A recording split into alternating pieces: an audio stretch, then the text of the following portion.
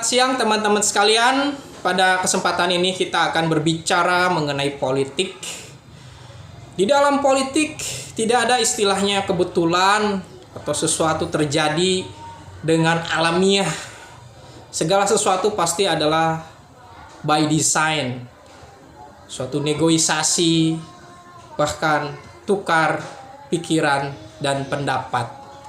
Dalam kasus pemberian abolisi dan amnesti kepada dua orang elit politik ini menjadi sangat penting kita cermati dari sisi normatif hukum yang tentu saja adalah hitam putih gitu kan.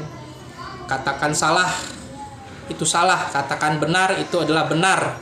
Bahkan ada gium dalam hukum, meskipun besok dunia kiamat hukum harus ditegakkan gitu kan.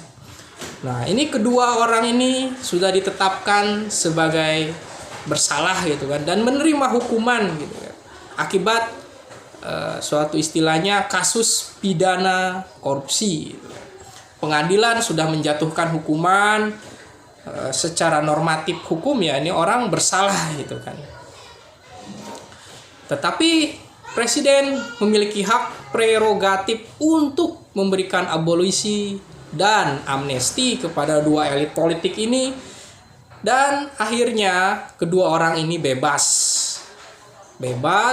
Lalu bagaimana kita memaknainya gitu kan? Ini kan suatu peristiwa hukum. Orang yang dikenai pasal, dilakukan penyelidikan, penyidikan, disidangkan, kejaksaan membuat tuntutan, hakim beracara. Apakah peristiwa itu sia-sia belaka? Apakah KPK dianggap tidak tepat? Kan seperti itu logikanya. Ketika si dua orang ini, Hasto dan Lembong, dibebaskan, maka penyelidikan, penyidikan, pengadilan itu dianggap sia-sia dong. Jadi tentu saja ketika dibebaskan Hasto dan Lembong ini mereka tidak bersalah berarti. Hasto terkait kasus suap yang berelasi dengan Harun Masiku gitu kan, yang kabur hingga sekarang tidak bertemu. Maka kalau Hasto tidak bersalah gitu kan, maka Harun Masiku juga tidak bersalah, sehingga suatu peristiwa suap atau proses money politik itu dianggap sesuatu yang tidak ada atau dianggap tidak bersalah. Apakah logikanya seperti itu?